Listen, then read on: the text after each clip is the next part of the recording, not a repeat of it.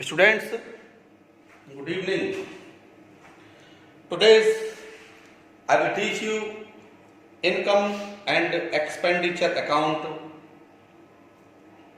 देखिए, सबसे पहले इनकम और एक्सपेंडिचर अकाउंट को करने से पहले इसके हमें रूल्स अच्छी तरह से आने चाहिए। अगर इसके रूल्स अच्छे से आएंगे तो ही हम इसे कर पाएंगे, अदरवाइज इस टॉपिक को करने में बड़ी प्रॉब्लम क्रिएट होगी। और उस प्रॉब्लम को दूर करने के लिए सबसे पहले हम आपको आज रूल्स एक्सप्लेन करेंगे। उसके कुछ नियम हैं और नियमों के आधार पर ही हम इस क्वेश्चन को सॉल्व कर पाएंगे, क्योंकि बिना नियमों के कोई भी टॉपिक आसानी से सॉल्व नहीं हो सकता। और उस आसानी से सॉल्व करने के लिए हमें उस टॉपिक के रूल्स अच्छे से आने चाहिए। जैसे टॉपिक हमारा अभी हमने रिसीप्ट एंड पेमेंट अकाउंट पढ़ा था, और वो रिसीप्ट एंड पेमेंट अकाउंट जब हम पढ़ रहे थे तो उसके रूल्स भी हमने आपको क्लियर किए थे। उस रिसीप्ट एंड पेमेंट के बाद सेकेंडरी आता है हमारा, जिसे आपने 11th क्लास में पढ़ा था। पहले ट्रेडिंग अकाउंट पढ़ाया था, ट्रेडिंग के बाद P&L अकाउंट आ गया था, और उसके बाद ही बैलेंस शीट आ गई थी। ऐसा ही यहाँ पर है। यहाँ सबसे पहले जो फर्स्ट है वो है हमारा रिसीप्ट एंड पेमेंट अकाउंट। जब हमने रिसीप्ट एंड पेमेंट अकाउंट अच्छे से पढ़ लिया और हमें सारे कोई प्रॉब्लम नहीं थी इसमें, तब हम आज शुरू कर रहे हैं इनकम एंड एक्सपेंडिचर अकाउंट। ये भी सेम वही है, जैसे रिसीप्ट एंड पेमेंट हम बनाते हैं कब? फॉर द एंडिंग ईयर 31 दिसंबर 2016। इसको भी बनाते हैं फॉर द एंडिंग ईयर 31 दिसंबर 2020। कोई भी ईयर हो सकता है।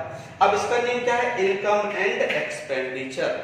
तो सबसे पहली बात, इनकम और एक्सपेंडिचर जब हम प्रिपेयर करते हैं तो सबसे पहले हमें इसके रिसीप्ट एंड पेमेंट अकाउंट को ओपन कर लेना चाहिए।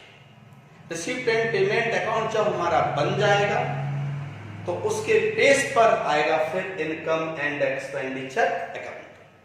इनकम एंड एक्सपेंडिचर अकाउंट किसके बेस पर बनेगा? रिसीप्ट एंड पेमेंट अकाउंट के बेस पर बनेगा। कैसे बनेगा? देखिए, ये रिसीप्ट है, मींस प्राप्ति है, जो भी पैसा आता था यहां, और ये पेमेंट है, मींस भुगतान, पैसा जाता था यहां। इस प्रकार से हमने ये प्रिपेयर किया। इसके बाद देखिए, जितनी भी रिसीप्ट थी वो रिसीप्ट सब क्या बन जाएगी? हमारी इनकम। और जितना भी पेमेंट था वो क्या बन जाएगा? हमारा एक्सपेंडिचर। तो रिसीप्ट एंड पेमेंट, रिसीप्ट कहां पहुंच गया? Just opposite side. पहले रिसीप्ट था डेबिट, अब रिसीप्ट की जगह हो गया इनकम, लेकिन इनकम किस साइड आ गई? वो क्रेडिट साइड में। जितना पेमेंट था हमारा, पेमेंट सारा का सारा कहां था? अभी क्रेडिट में। अब क्रेडिट की जगह अब कहां आ गया? वो एक्सपेंडिचर के रूप में व्यय साइड आ गया। सबसे पहली बात है स्टूडेंट्स, तो समझ आ रहा है ना? रिसीप्ट क्या बन गई? इनकम, और पेमेंट क्या बन गया? Expenditure, right. अब रिसीप्ट एंड पेमेंट अकाउंट की सबसे पहले किसके बेस पे बना? Receipt and payment account cash account के बेस पे बना, कैश अकाउंट से के बेस पे बना।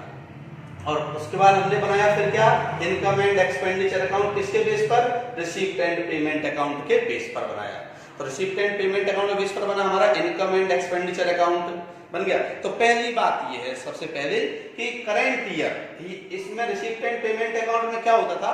किसी भी वर्ष की एंट्री हम लिखते थे, पिछले वर्ष की, वर्तमान वर्ष की और आगे के वर्ष की।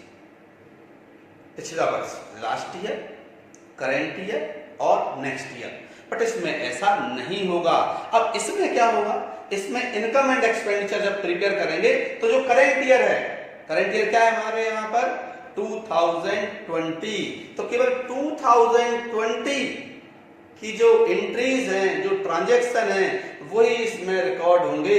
आगे पीछे के इसमें रिकॉर्ड नहीं होंगे। अगर क्वेश्चन में दिए हों तो ऐसे एंट्री को हम क्या करेंगे? रिमूव कर देंगे, हटा देंगे वहां से, और केवल करंट ईयर का लिखेंगे। जैसे सपोज हमारे पास इनकम दी, हमारे पास सब्सक्रिप्शन दिया हुआ है, सब्सक्रिप्शन। अब सब्सक्रिप्शन क्वेश्चन में दिया हुआ है 2019 का 1000, 2020 का 2000 और 2021 का 3000। तो यहां से ये दोनों गायब हो जाएंगे, 19 का भी और 21 का भी। कौन सा आएगा? ओनली करेंट ईयर का रिकॉर्ड होगा। कौन सा रिकॉर्ड होगा students? Only current year.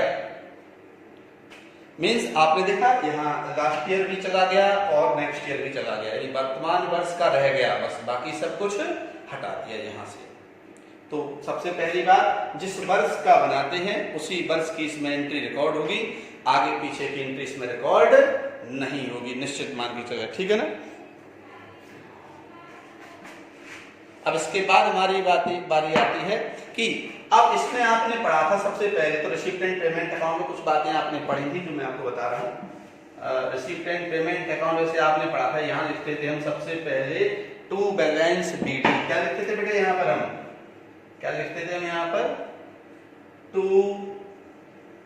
Balance BD means opening balance, यहाँ तक था 2000, यहाँ तक था बाय बैलेंस सीडी आता था, बाय बैलेंस सीडी। तो ये ध्यान रखो, ये दोनों बाय बैलेंस सीडी सपोज 3000 है हमारा। अब ये दोनों ही एंट्री ओपनिंग और क्लोजिंग बैलेंस दोनों ही एंट्री इसमें रिकॉर्ड नहीं की जाएंगी। ना ये आएगा, ना ओपनिंग बैलेंस आएगा टू बैलेंस बीडी, ना बाय बैलेंस सीडी, ये दोनों ही एंट्री इसमें रिकॉर्ड नहीं होंगी। ओके, इसी क्रम में हम देखते हैं असेट्स। अब हम असेट्स की बात करते हैं। असेट्स आप जानते हो, 11वीं में आपको पढ़ाया हुआ है असेट्स के बारे में मैंने आपको। Assets means building, furniture, machine, investment, fixed assets और government securities, tent, wicket, matting, books, library, ये सारी की सारी असेट्स हैं। और assets never record in these account, in income and expenditure account. यानी कोई भी असेट्स, किसी भी स्थायी संपत्ति को हम इसमें रिकॉर्ड नहीं करते हैं, ना ही करंट असेट्स इसमें, हाँ करंट असेट्स आ सकता है इसमें, स्थायी संपत्ति को इसमें रिकॉर्ड नहीं करेंगे। ठीक है, ध्यान रखना इस बात का, कोई भी असेट्स इसमें रिकॉर्ड नहीं की जाएगी। ओके, आगे बढ़ते हैं धीरे धीरे यहां से हम। तो असेट्स की बारी आ गई, बट असेट्स पे डेप आएगा बेटे, असेट्स पे डेप। और डेप क्या होता है? Dep loss of business. Dep किसी भी ऑर्गेनाइजेशन के लिए, इंस्टीट्यूशन के लिए क्या होता है? लॉस। तो डेप कैसे आएगा वो? सपोज हमारे पास क्वेश्चन में दिया हुआ है बिल्डिंग, क्वेश्चन में क्या दिया हुआ है? हमें दिया हुआ है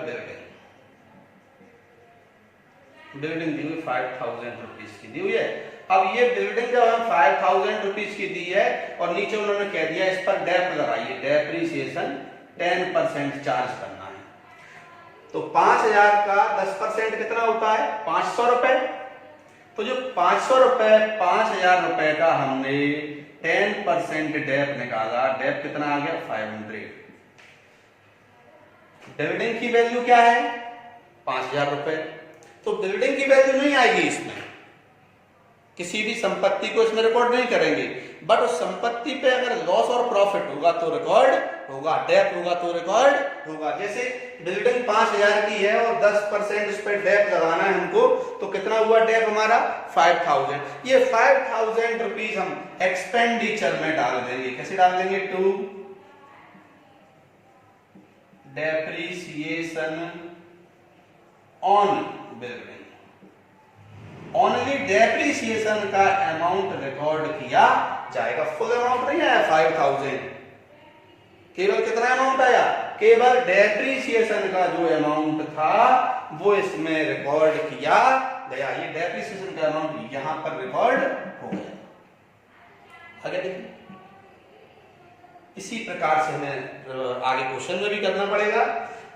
असेट्स की वैल्यू नहीं आएगी, उसकी जगह वैल्यू किसकी आएगी? केवल और केवल डेप्रिसिएशन की वैल्यू रिकॉर्ड होगी। और किसी भी असेट्स को सेल करने पर, परचेज करने पर अगर उसमें प्रॉफिट या लॉस होता है तो वो रिकॉर्ड होगा। जैसे 5000 का बिल्डिंग है, सपोज कितने का बिल्डिंग है हमारा, 5000 का। स्टूडेंट बड़े ध्यान से समझना, ये सारे के सारे रूल्स आपके क्वेश्चन में आएंगे, और जब क्वेश्चन में आएंगे तो इस वीडियो को बार बार देखना। इस वीडियो को जब आप बार बार देखेंगे तो जितनी भी आपकी प्रॉब्लम है सारी की सारी सॉर्ट आउट हो जाएंगी। जैसे बिल्डिंग कितने की है, 5000 की है, ठीक है। अब यहाँ बिल्डिंग को हमने कितने में सेल कर दिया, नीचे लिखा हुआ है नोट, सोल्ड बिल्डिंग 6000 रुपीज। कितने की बेच दी हमने, हमने बिल्डिंग भवन को 5000 का था और 6000 में बेच दिया। कितने में बेच दिया, 6000 में। तो निश्चित है यहां से डिफरेंस दिख रहा है हमें, 6000 में जब बेचा और खरीदा था हमने कितने में, 5000 में। इसको जब हमने 5000 में खरीदा था और 6000 में बेच दिया तो अंतर कितना हुआ, 1000। अब 1000 ये प्रॉफिट है या लॉस है, देखिए आप लोग, आप देखिए ये हमारा क्या हो रहा है, 1000 रुपए ये हमारा प्रॉफिट हो रहा है। क्या हो रहा है, हमारा प्रॉफिट। और प्रॉफिट होने का इनकम बनेगा, तो क्या आएगा यहाँ पर, by profit on sale of building 1000 rupees. देखिए असेट्स की वैल्यू आई क्या, नहीं आई। वैल्यू किस नहीं आई, डिफरेंस। डिफरेंस मतलब अगर खरीदा है 5000 में और बेचा है 6000 में तो 1000 का प्रॉफिट है 1000 का। तो जब 1000 का प्रॉफिट है तो वो इनकम साइड में आ गया।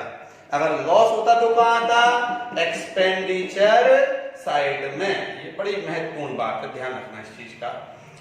इनकम और एक्सपेंडिचर करते समय रूल्स एकदम बेस बहुत स्ट्रांग होना चाहिए। अगर बेस स्ट्रांग होगा आपका तो आप किसी भी क्वेश्चन को बड़ी आसानी से कर देंगे। और बेस क्लियर नहीं है तो आप बार बार पूछेंगे अब इसका क्या होगा, अब इसका क्या होगा। तो इसलिए पहली बात क्या थी, असेट्स रिकॉर्ड नहीं होगी, डेप्रिसिएशन आएगा उसका किस साइड में, एक्सपेंडिचर साइड में। दूसरी बात, अगर बेचने पर प्रॉफिट होता है तो इनकम साइड में, बेचने पर लॉस होता है तो डेबिट साइड में, एक्सपेंडिचर साइड में आता है। तो आप देखिए इस प्रकार से ये हमारा 4th पॉइंट था। अब इसके बाद हम बात कर रहे हैं लायबिलिटीज की। इसमें लायबिलिटीज नहीं आएगी, लॉन्ग टर्म लायबिलिटीज अगर कोई होगी। लॉन्ग टर्म लायबिलिटीज समझते हो आप लोग, लॉन्ग टर्म सपोज डिबेंचर है हमारे पास, ऋण पत्र, लॉन्ग टर्म लोन है, बैंक लोन है, या फिर हम कह सकते हैं उसको क्रेडिटर्स, लॉन्ग टर्म क्रेडिटर्स हैं, वो भी इसमें रिकॉर्ड नहीं होंगे। मींस इसमें क्या आता है, रेवेन्यू इनकम और रेवेन्यू एक्सपेंडिचर, आयगत मदेय और आयगत व्यय, ये दो चीजें इसमें आती हैं। इसमें असेट्स और लायबिलिटी रिकॉर्ड नहीं की जाती। नेक्स्ट है हमारा पॉइंट है हमारा, कोई भी कैपिटलाइज एंट्री, कैपिटलाइज एंट्री मतलब पूंजीकृत, जिसका संबंध पूंजी से होता है। और जब पूंजी से हो गया तो कैपिटल हो गया, और कैपिटल हो गया तो कैपिटल इसमें रिकॉर्ड नहीं की जाएगी।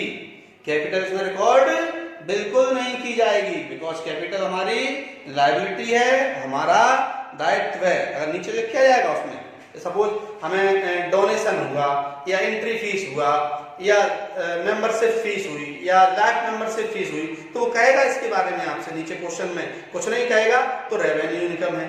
अगर उसने स्पष्ट कह दिया कि इसको कैपिटलाइज कर दिया है, मेंबरशिप फीस, एंट्री फीस को पूंजीकृत किया जाता है।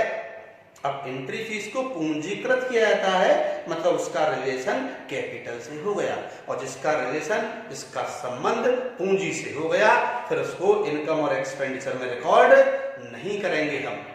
ये विशेष ध्यान रखना है इन चीजों का। जैसे अब बारी आती है हमारी एडजस्टमेंट की। आपने पढ़ा था 11th क्लास में, एडजस्टमेंट समझते हो ना आप? आउटस्टैंडिंग एक्सपेंसेस, अदत्त, अदत्त मीन्स बकाया है, देना है, चुकाना है।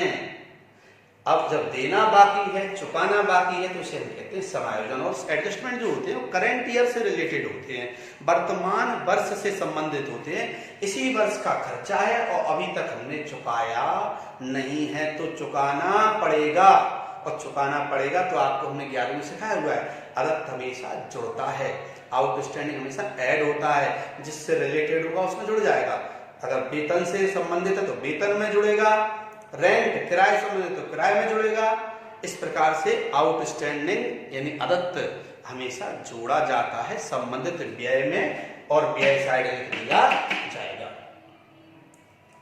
पूर्वदत्त व्यय यानी खर्चा पहले ही एडवांस में दे दिया आगे के वर्ष का, और दिया किस वर्ष है, इस वर्ष। तो पहले से हमने एडवांस दिया पैसा तो निश्चित है इस वर्ष की हमारी इनकम कम हो गई, क्योंकि उसमें से हमने कुछ पैसा तो अगले वर्ष के दे दिया। तो पूर्वदत्त हमेशा घटाया जाता है। Prepaid always deducted in related entry, जो भी संबंधित एंट्री है उसमें से क्या करेंगे, हम पूर्वदत्त को हमेशा घटाते आए हैं। जैसे कि आपने 11वीं क्लास में सीखा हुआ है, पूर्वदत्त हम क्या करते थे, प्रीपेड को संबंधित एंट्री में से माइनस कर देते थे। इसी प्रकार हमें इस क्वेश्चन में भी करना है। अगर कोई पूर्वदत्त व्यय हमारा है, प्रीपेड एक्सपेंस है, तो प्रीपेड हमेशा क्या होता है, माइनस होता है। प्रीपेड मतलब एडवांस देना, अग्रिम चुकाना, पहले से दे देना आगे के वर्ष का, जिसका संबंध इस वर्ष से तो है नहीं, किस वर्ष से, आगे के वर्ष से। और जैसा कि बताया गया है कि इस क्वेश्चन में केवल इसी वर्ष की एंट्री रिकॉर्ड होंगी, आगे के वर्ष की एंट्री रिकॉर्ड नहीं होंगी। अगर सेपरेट लिखी है तो हटा देंगे, उसमें ऐड है तो उसमें से माइनस कर दिया जाएगा। नेक्स्ट है हमारा इसके बाद उपार्जित आय। कौन सा है हमारा, उपार्जित आय। उपार्जित है अर्न इनकम, एक्यूर्ड इनकम, और एक्यूर्ड इनकम यानी इसी वर्ष की इनकम है, अभी इसमें जोड़ी नहीं गई है। तो एक्यूर्ड, उपार्जित, अर्जित, चाहिए है, मिलना है, आना है, ऐसी इनकम को इनकम साइड में हम संबंधित रिलेटेड इनकम में ऐड कर देते हैं।